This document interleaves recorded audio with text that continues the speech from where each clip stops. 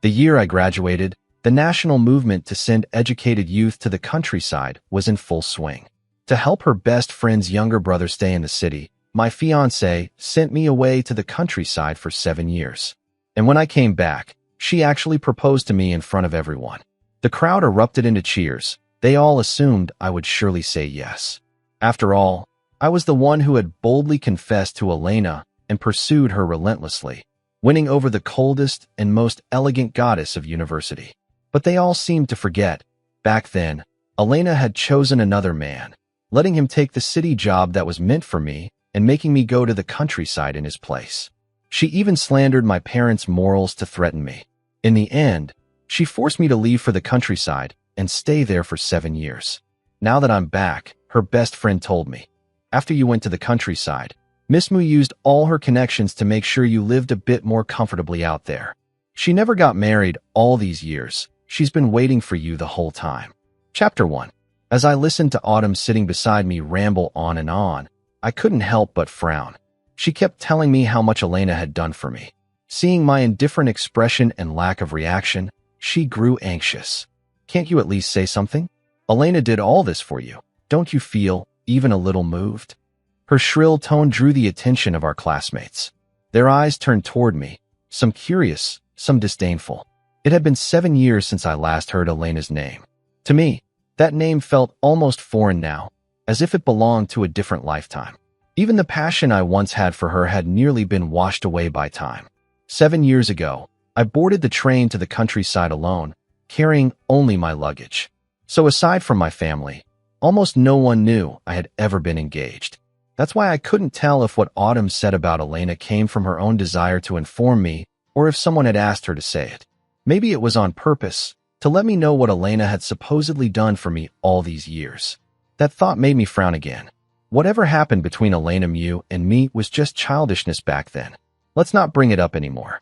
I waved my hand, showing not even a trace of nostalgia. Everyone around me stared in shock.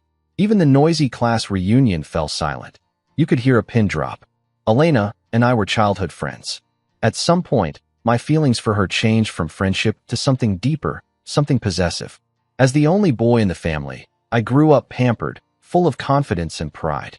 Back then, I believed that as long as I had the courage to chase after what I wanted, I could always get it. So I pursued Elena passionately. I invited her to dinner, asked her out to the movies. When her mother fell ill, I even begged my parents to use their connections to find the best doctor for her surgery. While she was caring for her mother, I made sure she had 3 meals a day. Whenever another boy showed interest in her, I'd step in right away and make it clear this flower was already taken. Even when she dreamed of becoming a teacher, it was my father who helped her get a smoother path into the school system. Eventually, after all my efforts, I won her over. The once cold and distant Miss Mu began to gently remind me to dress warmly, cared for me when I was sick or upset, and comforted me when I needed it. She even tolerated my little moods and occasionally acted cute with me. When people called me shameless or a simp, she'd stand in front of me and defend me with unwavering loyalty. She would take the initiative to invite me to cultural performances during her vacations and proudly introduce me to her friends. I once thought we'd keep walking hand in hand like that forever, until 3 months before another round of countryside assignments, Jordan suddenly reappeared. He was a boy Elena had known in middle school, a beam of light in her heart. But I trusted Elena too much to suspect anything unusual between them. In fact, I even treated Jordan like a brother just because he was connected to her. But afterward, Elena stopped having time for me. Even during her vacations, she didn't even try to meet up anymore. Sometimes when I made the effort to find her, she'd brush me off, saying she was too busy. On our 2-year anniversary, she once again claimed she had school duties and couldn't be with me. But something felt off. Just a few days earlier, she told me she didn't have classes that day. There was no way the school would suddenly assign her work, especially not when they'd go out of their way to show respect to my father. Suspicious, I quietly went to the school to find her, only to be told she was on leave and not on campus. A colleague of hers said she had gone to the department store. Without a second thought, I rushed straight to the department store, only to see Elena Mew and Jordan walking side by side through the mall. Their hands were full of shopping bags. They were laughing and chatting, looking every bit like a couple madly in love. Next to them stood Elena's younger sister, her face glowing with excitement as she looked at Jordan and said, "Jordan, I really think you and my sister are a perfect match. How about I just call you brother-in-law?" She giggled as she looked up at Jordan, who responded with a joyful smile. Elena glanced at her sister and said, "Don't talk nonsense." But her tone wasn't one of scolding. It was a mix of helplessness and affection. And from the slight upward curve of Elena's lips, it was obvious she didn't mind what Jenny said. On the contrary, her expression betrayed her true thoughts. A sour ache filled my chest, as if even breathing had become a blade slicing through me. Maybe it was because my stare was too intense. She suddenly turned and spotted me standing not far away. My eyes were clearly red, my expression full of hurt and anger. But she didn't show the slightest intention of comforting me. She didn't even seem the least bit guilty or ashamed. Instead, she looked annoyed. "What are you doing here?" she asked. That sentence completely ignited the fury inside me. As a man with dignity, how could I possibly swallow that kind of humiliation? I strode right up to Elena. "This is the urgent school matter you said you couldn't get away from?" I asked, sarcasm dripping from my tone. My attitude clearly irritated her more. She snapped, "Comrade Jordan is a new records administrator. The principal asked me to look after him because we were classmates. I'm here today for official reasons. Can you please get your facts straight before you start interrogating me?" I looked at Elena in disbelief. She had always been aloof, but never once did she speak harshly to me, let alone scold me in front of others like this. Realizing her words might have gone too far, Elena glanced at me nervously and quickly grabbed my hand to apologize. "Mario, I'm sorry. I spoke too harshly. That's not what I meant." I pulled my hand away, took a deep breath, and tried to calm the fury raging inside me. "Then what did you mean? If you were busy today, you could have just told me. There was no need to lie." I was still angry, but Elena reached out again and held my hand tightly in her soft fingers. "I didn't lie to you. I really did come here on a last-minute request from the principal. And also, I wanted to pick out a gift for you since I haven't had much time for you lately." Her words sent a wave of warmth through me again. It felt like I mattered to her. But then I remembered what Jenny had said earlier, and the bitterness returned. Then why did Jenny call him brother-in-law? I turned my gaze to Jenny, who just moments ago had clung to Jordan with a face full of admiration and hope. Now her expression had turned sour, as if I'd stolen something precious from her. She looked at me with thinly veiled contempt. Elena's eyes followed mine to Jenny, and she sighed helplessly. That little brat just says whatever comes to her mind. Of course, she knows who her real brother-in-law is. "Once I'm done with things here, I'll go home and cook something nice for you, okay?" She was a great cook, just rarely had the time to do it. She was always so busy. At that moment, the anger I still held in my chest was nearly worn away by her soft tone and gentle words. I was just about to nod and forgive her when Jordan jogged over to me in 3 quick strides. "Mario, I'm really sorry," he said. "I just started working at the school, and the principal was worried I wouldn't adapt well, so he asked Elena to help me buy a few things. If it really bothers you, I can ask the principal to assign someone else." As he spoke, he lowered his head, his eyes turning red, and even wiped the corners of his eyes. Immediately, Jenny, who had been standing quietly nearby, exploded. "Why do you like bullying people so much? It was bad enough when you bullied my sister. Now you're picking on Jordan, too. What kind of terrible men are you?" She blurted it out without holding back, pointing at me and scolding me in front of everyone. I was stunned. After all, I had always tried to be kind to her. Because I loved Elena, I extended that affection to Jenny, too, doing my best to give her whatever she wanted. I never expected that deep down. This was how she saw me. Elena then let go of my hand and walked over to Jordan. She comforted him softly and even reached out to ruffle his hair. In just a few gentle words, she had soothed the weeping Jordan with ease. Watching this scene, my heart filled with bitterness and sorrow. That night, Elena did indeed buy groceries and cook me a nice meal, but I couldn't enjoy it at all. Instead, I felt suffocated and miserable because, even though she was physically by my side, serving me food and making dinner, her words kept circling back to Jordan. Jordan was my classmate in middle school. He helped me a lot with my studies. Back then, I had to take care of my sister, go to school, and also look after my mother at home. He supported me through all of it, so I just want to repay him a little. You know, My heart belongs to you." She held my hand and looked at me sincerely as she made this promise. Facing those earnest eyes, my anger slowly melted away. Thinking of all we'd been through, I could only sigh and nod. I decided to let it go. Then Elena brought out a small box. Inside was a merit medal. I made a breakthrough in my research. The school applied for this award for me, and I want to use it as a symbol of our love. Today marks our 2-year anniversary. I hope there will be many more to come, and that we'll have a long and beautiful future together. As she spoke, she pushed the medal toward me. My heart warmed. Her words touched me. I finally accepted the medal and said, "Mm." Then I pulled her into my arms and kissed her forehead. The unease and resentment inside me slowly faded with her tenderness. But I never expected that this moment of warmth would be so fleeting. From that day on, she began spending even more time with Jordan. Commuting together was one thing, but now she even took him to the department store on weekends. They moved closely, acted intimately. It was as if they were the real couple. Soon, rumors began spreading in our community compound that Elena and I had broken up, that she had dumped me. Before I could even trace the origin of those rumors, Jordan came knocking on my door. He held a plate of dumplings in his hands and wore a gentle smile. "I came to bring you these dumplings. Jenny and I made them for Elena today." I took the plate and was about to send him away, but he pushed his way into my home on his own. The smile vanished from his face, replaced by a sneer and obvious disgust. "I know Elena only got with you because you kept pestering her," he said. "I'll admit you were bold, but honestly, you're kind of pathetic. You can tell, right? Elena's into me, not you. If you were smart, you'd walk away on your own." Looking at his arrogant face, I really wanted to punch him, but I knew I couldn't. If I laid a hand on him, things would get messy. Seeing that I didn't respond or take the bait, he got even cockier and leaned in closer.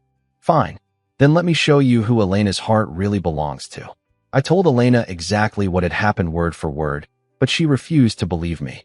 In fact, she accused me of slandering Jordan. "I know you don't like Jordan, but that doesn't mean you get to say things like that about him. He's always been a gentle and respectful guy." Her voice was laced with anger. Before I could even defend myself, she continued, "I always thought you had a bit of a temper, but at least you had good character. I didn't expect you to stoop this low. I'm so disappointed in you." Her words were like a thorn stabbing deep into my chest. I couldn't believe these things were coming from the mouth of the woman I loved, my fiancée. Chapter 2. I watched her walk away so decisively, and all I felt inside was a wave of cold. "You're saying my character is lacking? That I disappointed you?" Maybe she didn't know how to respond to my question right away.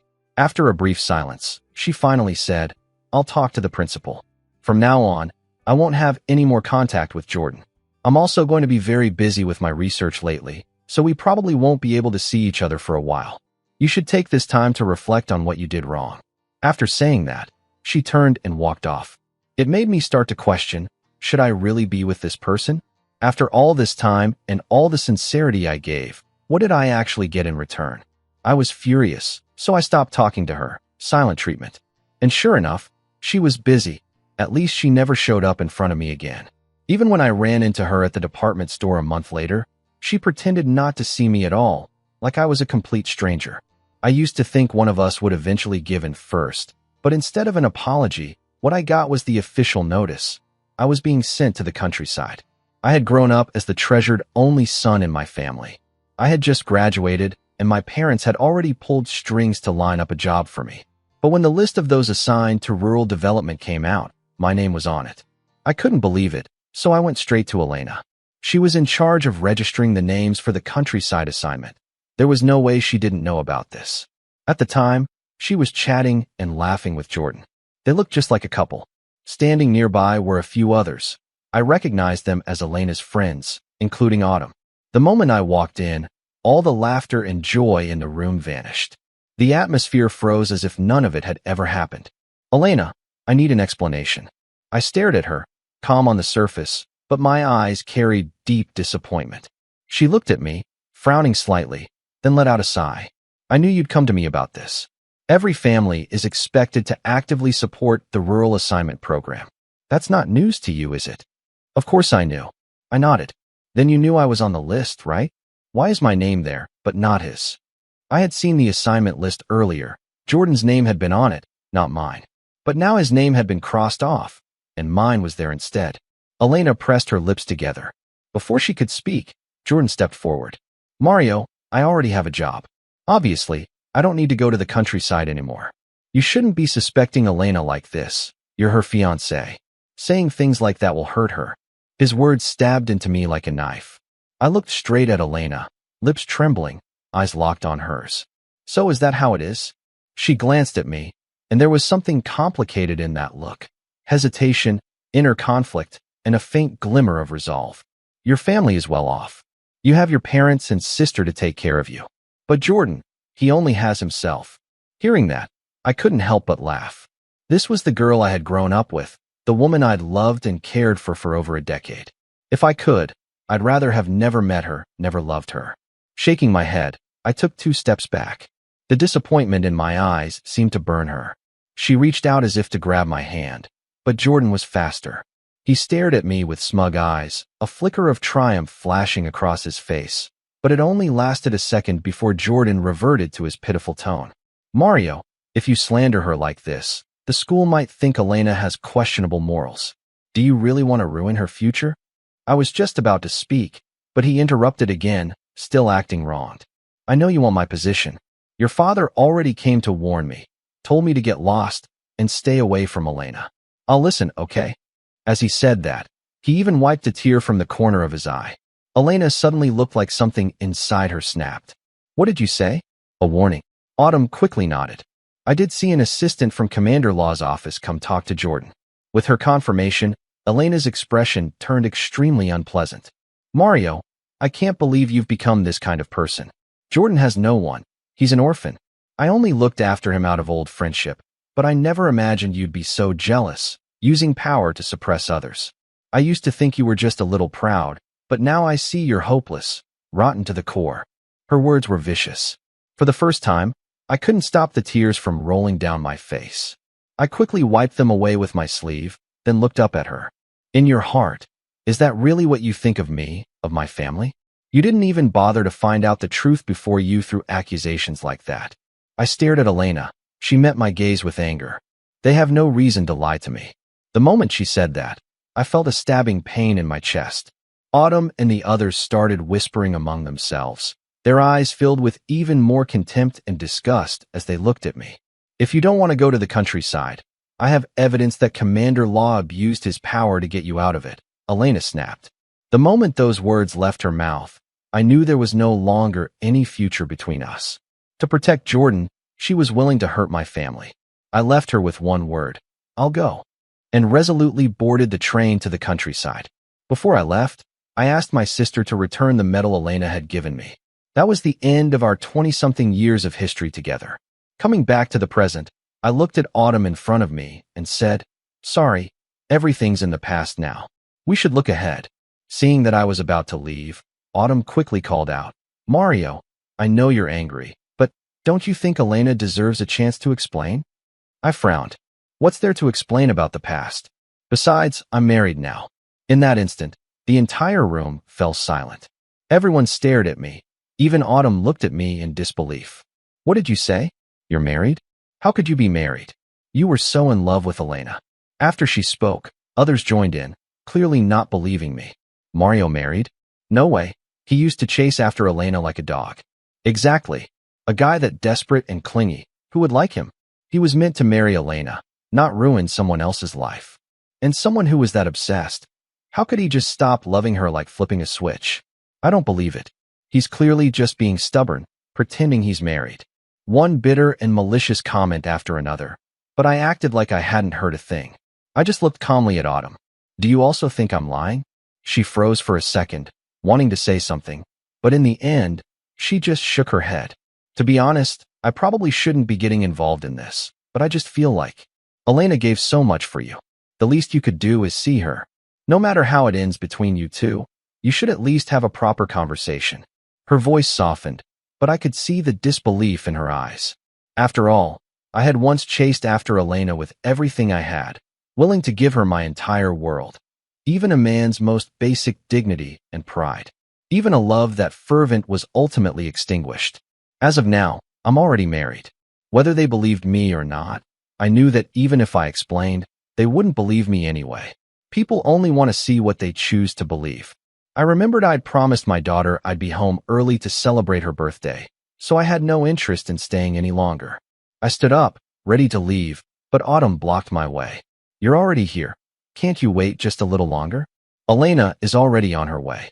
Just as I was about to speak, the door to the private room opened, and Elena walked in, slightly out of breath. She was now dressed in a formal professional outfit, with gold-rimmed glasses perched on her nose. Behind the lenses, her already cold eyes seemed even more distant and alluring. She exuded a kind of refined indifference that made people feel they could only admire her from afar. But the moment her eyes landed on me, all that coldness vanished, replaced by a wave of tenderness. She quickly approached, forcing a stiff, awkward smile onto her face. A dry, uncertain smile. It's been a long time. A faint blush crept onto her cheeks, and her gaze held a quiet hope. I nodded politely in return.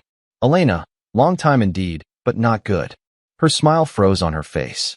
A flicker of sadness crossed her eyes, and her whole demeanor was enveloped in melancholy. Mario, are you still mad at me? Why are you treating me like a stranger? That's not how it's supposed to be between us, is it? It really hurts me when you act like this. She looked so wounded. In the past, whenever she showed me that face, no matter how angry I was, I'd always end up comforting her. And now she was trying that trick again, but unfortunately for her, I was no longer the same person I once was. I looked at Elena calmly. Miss Moo, we haven't seen each other in 7 years, and frankly, this distance between us is how it should be.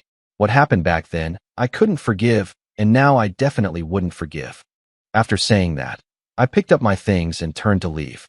It was getting late. I needed to go home to Ollie. She was still waiting for me to celebrate her birthday with her. I stepped past Elena and headed toward the door, but she suddenly grabbed my wrist. Then she dropped to one knee and pulled out a box. Inside was a medal of honor and a ring. It was the same medal she had once given me, the one that symbolized our engagement, but I had returned it long ago. After all, when I left, I was beyond heartbroken. Caught off guard for just a moment, I saw her take the ring and try to slip it onto my ring finger. Let's get married, Mario. Her voice was full of affection, almost desperate, as if without that ring, I'd fly away and disappear forever. Elena, I think you're confusing me with someone else. I'm not Jordan. When she heard that, her previously urgent expression strangely shifted into one of subtle smugness. She gripped my hand tighter. Mario, are you jealous?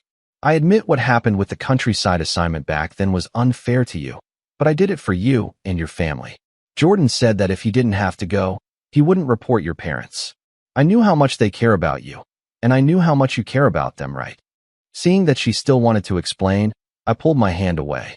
First of all, I never did anything to Jordan that warrants guilt. I don't need you making choices on my behalf. Second, if my parents really did something wrong, Jordan can go ahead and report them. He can't convict them with just empty words. And lastly, let's stop talking about the past. There's no future between us. None, because I'm already married, and my daughter is 4 years old. So please, Miss Moo, stop saying things that could cause misunderstandings. I don't want my wife to get jealous or upset. My words drained the color from Elena's face. She grabbed my arm in a panic and shook me over and over. What did you say? You're married and you have a 4-year-old daughter? Mario, you're just saying that to upset me, right? You're mad, aren't you? You're trying to get back at me. Didn't you say before that you only ever wanted to marry me? How could you possibly have married someone else? She leaned in closer, her serious eyes full of desperate hope, as if she was waiting, begging, for me to deny everything I'd just said. But as I looked back into her eyes, I was completely calm, yet on her face, once untouchable and composed, there was now panic, unease, even a trace of regret. I'd seen her wear that expression once before, when her mother was in the hospital. Only once. I never thought I'd see it again. Now, Mario, why didn't you wait for me? She asked, her voice carrying a note of accusation and unwillingness to accept the truth. I was trying so hard to find a way back to you. She spoke as if I had betrayed her, as if I had crushed her great love. Wait for you? I asked. Elena, did you forget how long I already waited for you? At that, Elena froze, as if a long-buried memory had suddenly resurfaced. Her lips parted for a long time before she finally spoke. Jordan and I really weren't anything more than friends. She desperately tried to explain, but I gently pushed her hands away and stepped back to keep my distance, my gaze steady. Elena, it's not about what you say, it's about what you do. How many times did you argue with me because of him? How many times did you ignore me completely? You lied about being too busy just so you could go shopping with him. And you think that's love? If you truly liked me, loved me, then I should have come first, not always be the one left waiting. My words made Elena stagger back half a step. She had to brace herself against the back of a chair to keep from falling. She was once the goddess of university, known for her intellect and achievements in academia. When had anyone ever seen the proud Elena in such a state? From the way we spoke, the people around us started recalling the past. I remember, wasn't it Elena who broke off the engagement with Mario and got together with Jordan? Yeah, and didn't she even personally put Mario's name on the list to be sent to the countryside? So why is she acting now like she's madly in love with Mario? If you love someone, shouldn't you protect and stand by them? Some people only realize what they've lost after it's gone, but no one will wait forever. Those comments echoed exactly how I used to feel, but now those words didn't stir me anymore. I simply looked at the pale, stricken Elena and said, Miss Moo, some things are better left unsaid. If there's nothing else, I'll be heading out. My daughter's still waiting for me to celebrate her birthday. You all enjoy yourselves. With that, I turned and walked toward the door, but Elena rushed to block my path again. She stared directly into my eyes, but when she met my cold gaze, she instinctively stepped aside. I didn't bother saying anything else and kept walking out the front entrance. Still, Elena wouldn't give up. She followed closely behind me, but I paid her no attention and walked all the way to the front gate. Just as I stepped outside, a tiny figure came crashing into my field of vision, sprinting straight toward me. With a joyful leap, she threw herself at my legs and hugged them tightly. Daddy! Her voice was crisp and tender, full of pure joy and anticipation. Chapter 3. I gently took her little hand and squatted down, wrapping her in a warm embrace. Ollie, did you miss Daddy? I teased her softly while she curled up in my arms. Then a graceful silhouette entered my vision. Lillian's beautiful, radiant face lit up with affection the moment she saw me. Honey, her figure was perfectly curvy, even more alluring after having our child. She carried herself with elegance and sensuality, and yet around others, she always wore a distant, untouchable coldness, a kind of danger that said, don't come close. But now she smiled warmly and walked up to me, reaching out her hand. I gave her mine, and she gently took it, nestling into my arms. Tired, her soft voice pulled me out of my thoughts, her beauty still enough to catch me off guard. I quickly shook my head. Not tired. Even after 5 years of marriage, the spark between us still burned like we were newly in love. Daddy, you can't forget about me just because you saw Mommy. The little one in my arms protested in a babbly, slightly aggrieved voice. Today is Ollie's birthday. Daddy has to love me more today. Yes, it's Ollie's birthday, so Daddy will love Ollie extra today. Let's put Mommy to the side for a bit, okay?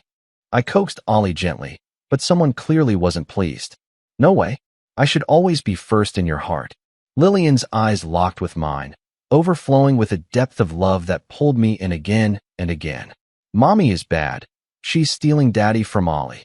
Ollie squirmed in my arms in protest. Lillian chuckled lightly and squeezed my hand. Are you cold? Ollie didn't see you at home and insisted on coming to find you, so that's why I brought her. The restaurant is booked. I thought it'd be just about time to come pick you up. I nodded with a smile. Yeah, perfect timing. Lillian smiled back and linked her arm through mine, ready to walk to the reserved restaurant. But just as we took 2 steps, a voice shaky and full of unwillingness called out from behind. Mario. Elena looked frail and worn down, her eyes heavy with sadness as she stared at me. Lillian and I turned to look at her together. I frowned slightly. What is it, Miss Mo? Is there something else you need? Elena's gaze landed on our interlocked hands. Her lips parted, but in the end, she simply shook her head with defeat, her body swaying like she might collapse at any moment. I nodded slightly, and Ollie, still perched on my shoulder, glanced curiously at Elena. Daddy, is that lady sick? She looks like she's gonna fall down. She blinked in innocent concern. I gently pinched her cheek, unsure how to respond. Lillian looked at Ollie with a smile in her eyes. Ollie, it's your birthday today. Don't you want some cake? Ollie, being a child, was instantly distracted. Yes, let's go right now. She bounced excitedly in my arms, eager to get to the restaurant. Mario, Elena's voice came again, laced with sorrow and desperation. Her complexion was pale, and grief swirled in her eyes. I felt a flicker of impatience and was about to speak when someone stepped in front of me. Lillian looked directly at Elena. You must be Miss Moo, right? As a teacher, shouldn't you be setting a better example? Calling out to my husband over and over. Do you have something truly urgent to say? My daughter is still too young to attend your school. Her words were a reminder. Stop looking at us. We've moved on. But Elena's reaction to those few sentences was instant.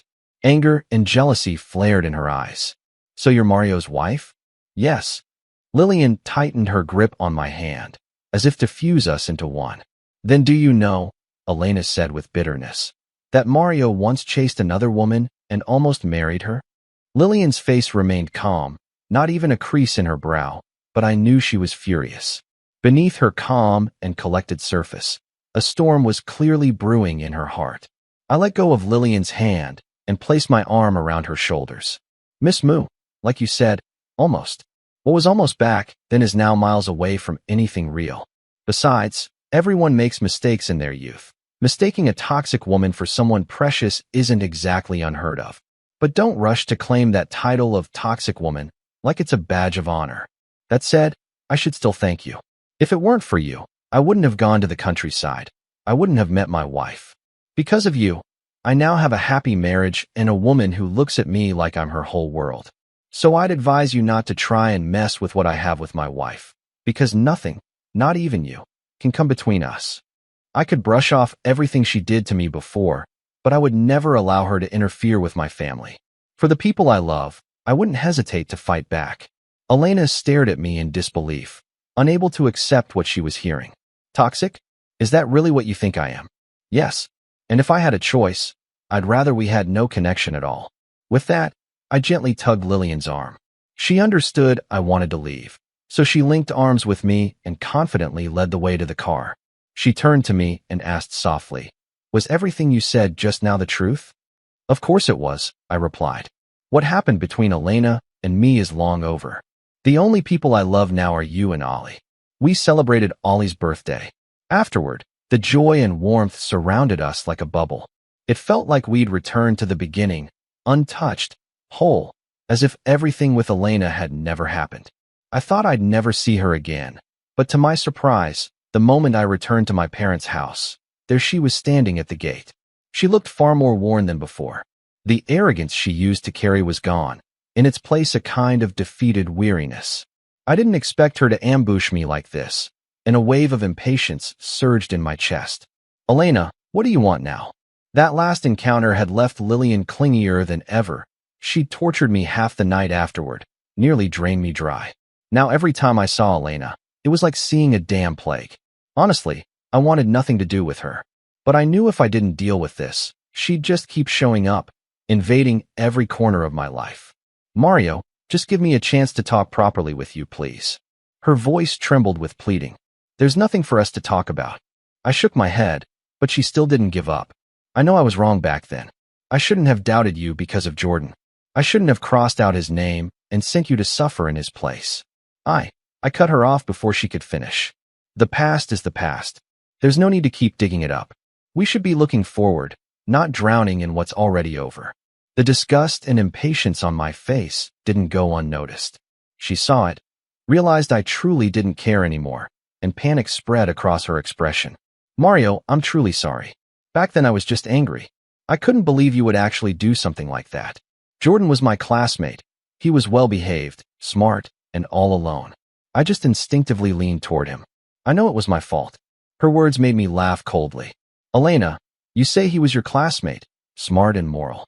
But what about me? I grew up with you. I treated you well, didn't I? Maybe I was a little spoiled, a little stubborn, but I never did anything dishonorable. So why was his word trustworthy, but mine wasn't? In the end, it's simple. You wanted to believe him. You chose not to believe me. Or maybe the truth is, by that point, your heart had already tilted toward him. When she heard what I said, Elena scrambled to explain. No, it's not like that. I really just saw him as a classmate and wanted to help him out. I've been waiting for you to come back all these years.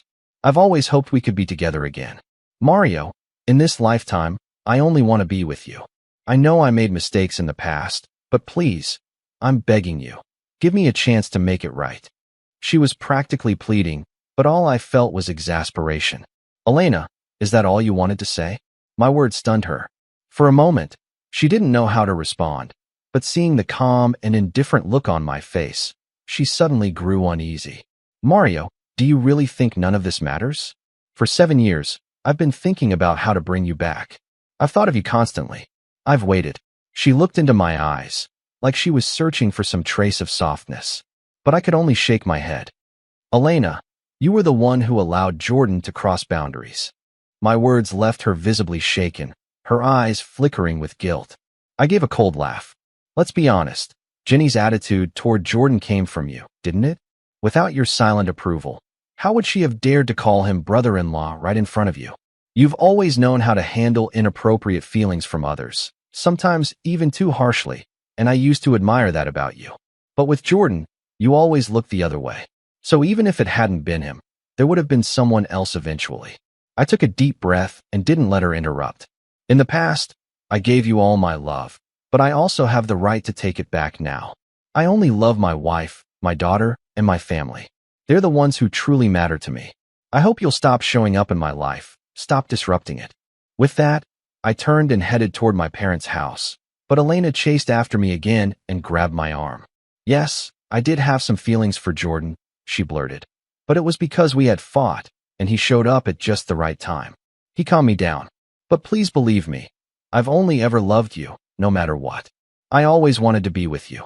Hearing her emotional voice and seeing her reaching toward me, I shoved her away, barely restraining the impulse to slap her. Enough, Elena. Don't you get it? By now, I'm a man. I have my pride. Even if nothing happened between you and Jordan, I still wouldn't take you back. I have a family now. I have someone I love. And you will never be the person I want to choose. She froze at my words, utterly stunned. I had no interest in dragging this out any further. I picked up my things and walked into my parents' house. I could feel her eyes burning into my back the whole time, but I didn't look back. Because I knew she was once the burning crush of my youth, but that was all in the past. In fact, I couldn't even remember why I had liked her, why I ever wanted to be with her. Whatever it was between us, it was over long ago. When I left my parents' place, she was nowhere to be seen. I let out a long breath of relief. But when Lillian came home later, she glared at me with a face full of righteous fury. What's wrong, Miss Lillian? Why that look? I asked playfully, wrapping an arm around her waist and gazing deep into her eyes. She finally couldn't hold it in. When were you planning to tell me Elena came looking for you again? Today. So that's why she was mad. I gave her a deliberately serious nod. She waited for me at the compound gate today. What did she want this time? She asked through gritted teeth, eyes blazing like she wanted to tear Elena apart. I couldn't help but tease her. She said she still wants to be with me, even if I'm married, even if I have a kid. As long as I agree, she'll give up everything. Give up everything? Lillian snapped. If I don't tear her face off, she clearly doesn't know the meaning of everything. She looked ready to storm out, and I quickly wrapped my arms around her from behind. I'm teasing you.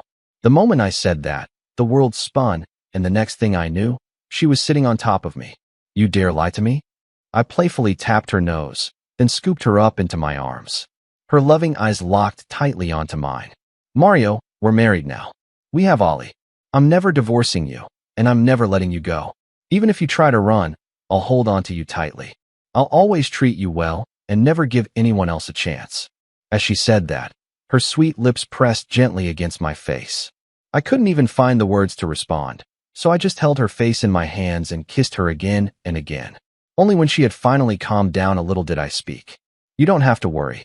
I never planned on leaving, and I already told Elena there's no going back for me. In my heart, there's only you and Ollie.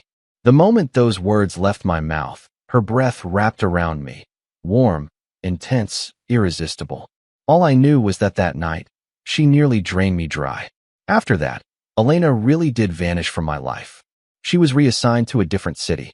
Whether she requested the transfer herself or someone else pulled strings behind the scenes, I never found out. But to me, either way, it was a good thing. As long as it brought peace to my wife's heart, as long as it made her happy, I had no objections. One year during the spring festival, I happened to run into Elena outside my parents' house. She had grown much thinner. We only exchanged a brief glance and then, as if by silent agreement, turned away from each other. I knew then, whatever story we once had, it was long over.